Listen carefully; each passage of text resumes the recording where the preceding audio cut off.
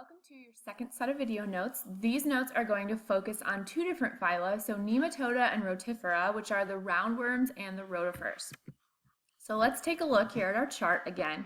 So Nematoda is there. We're getting a little bit more advanced, not still up to the level of annelids or segmented worms, but we are more advanced than the flatworms. So these two phyla, so there's many different organisms that belong in these two phyla, but they primarily fall into two categories. So there's Lophotrochozoans, which are worms that don't molt, and then Ecdysozoans, which are worms that do molt. And we'll talk about examples of both of those in a minute.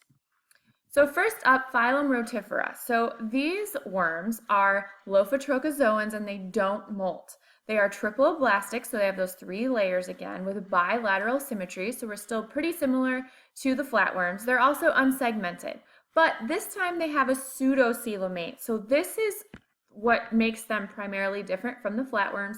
They are attempting to have a more advanced coelom. Still not up to the level of the annelids, but we're getting closer. And as a result, they also have a complete digestive tract, which means they have a mouth and an anus, which are separate. They also have something called a corona at the end, which is a ciliated organ, and I'll show you an example of that here. All right, so here's an example of some rotifers set to some fun background music. You can see that ciliated organ in the front there moving.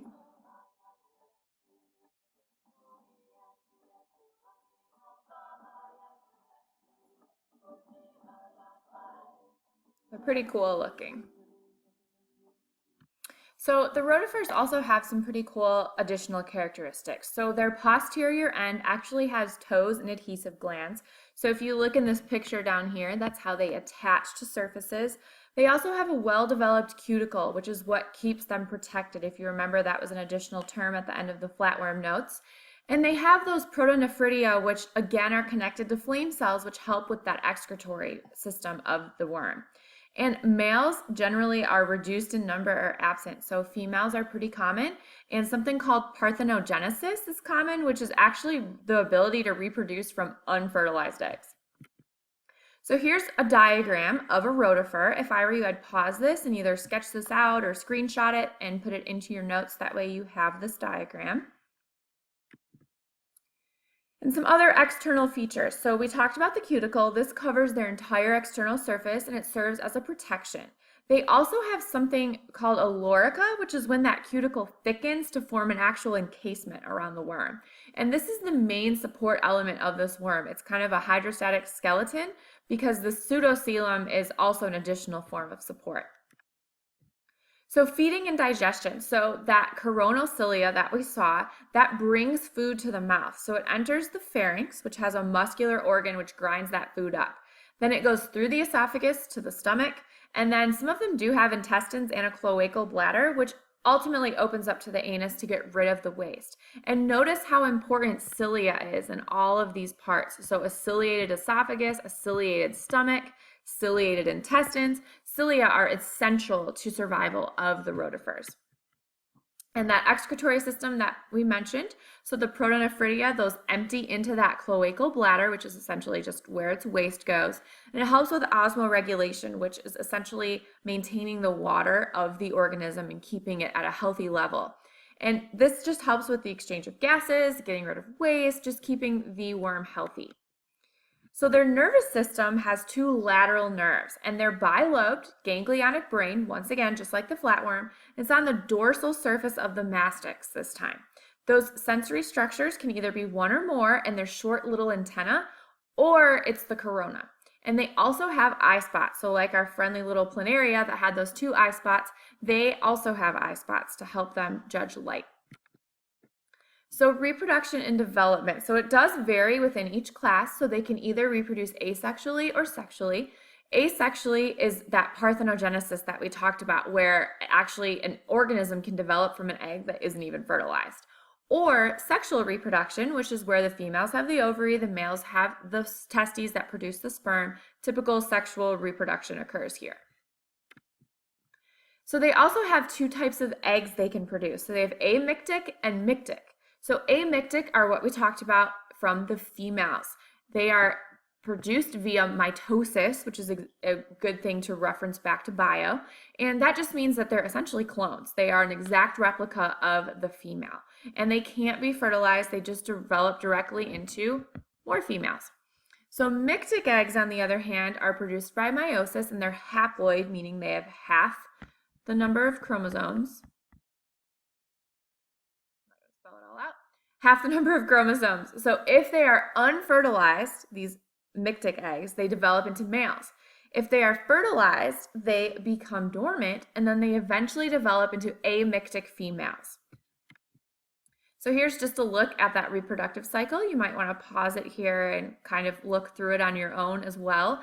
But this cycle here is your asexual version. As you can see, mitosis is what's happening up there. And then down here is the sexual version, and this is where meiosis is happening. So you either get the male or you get a female, depending on whether fertilization occurs or not. All right. So let's talk about Nematoda, or the other roundworms. So these ones are ecdysozoans, which means they do molt. These worms molt. They're also triploblastic, bilateral symmetry, and now we're starting to resemble a worm in shape.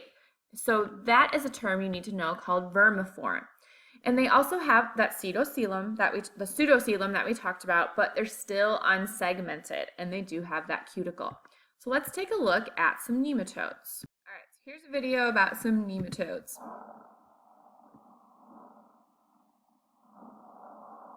It's kind of talking about the dark side of nematodes. Once again, there can be parasitic versions. So it's talking about how we can get these in our bodies as well and cause some damage.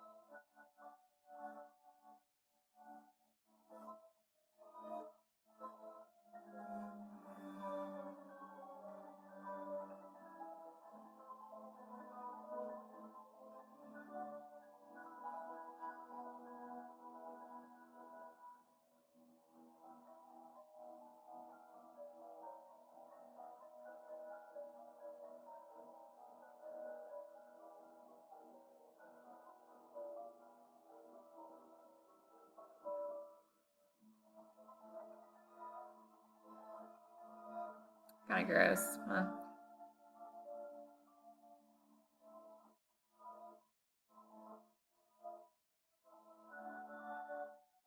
There's them hatching out of their eggs.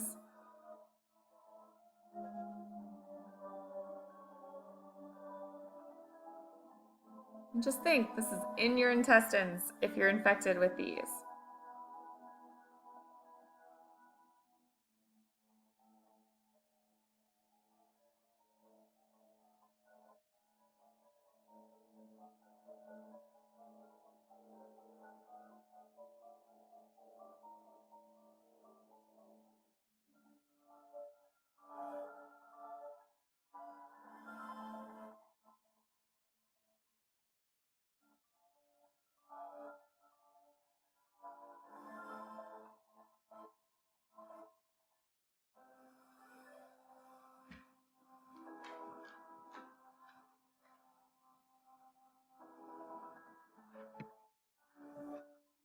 Skip ahead here for a second.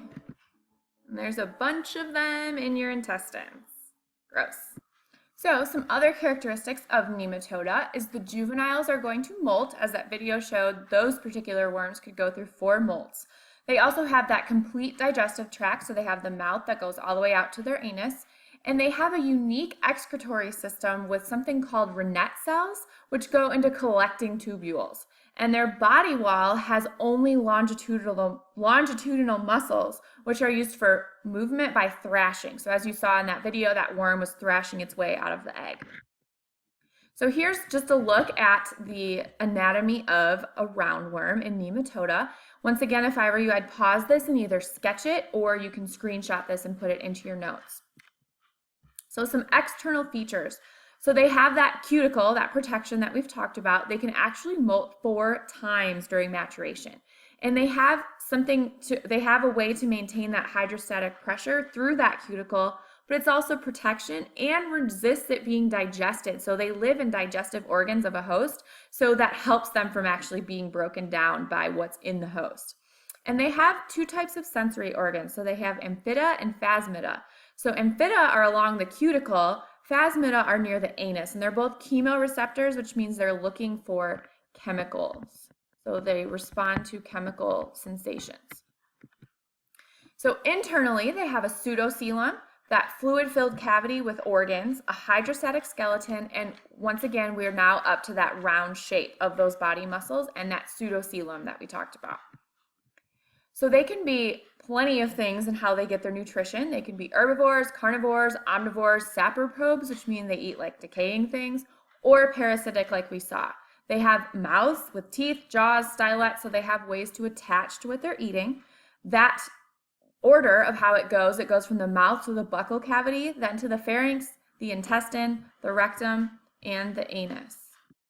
So the nervous system of nematodes is actually a little more advanced as well. So they have an anterior nerve ring, but it does extend anteriorly and posteriorly. And they do have secretions that help with that growth, molting, cuticle formation, and the metamorphosis that they go through. So reproduction and development. So adults are dioecious. So females have paired convoluted ovaries, and males have a single testes. So in the female, the oviduct is going to be swollen at one end, and that's where it's going to form an actual vagina. So we're getting more advanced with these set of worms, and it goes to the outside through a genital pore. So the male also has vas deferens, seminal vesicle. These are all terms associated even with humans in terms of reproductive organs. So once again, more advanced.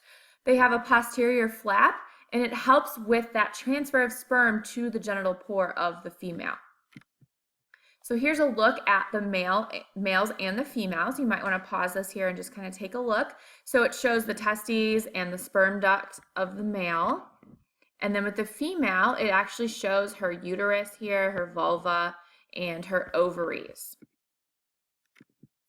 And here's just a look at the life cycle of a nematode. So if there's an adult worm in a sheep, for example, those eggs are going to be passed on in the feces, and then they're going to form larvae from there. Now, this is a little different from the flukes, for example, that we looked at because they needed a host.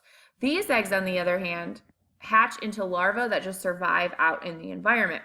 They go through some stages, they molt, and then they go onto the grass, which then they get eaten by the sheep. So that develops that process all over again. And that is it for your notes.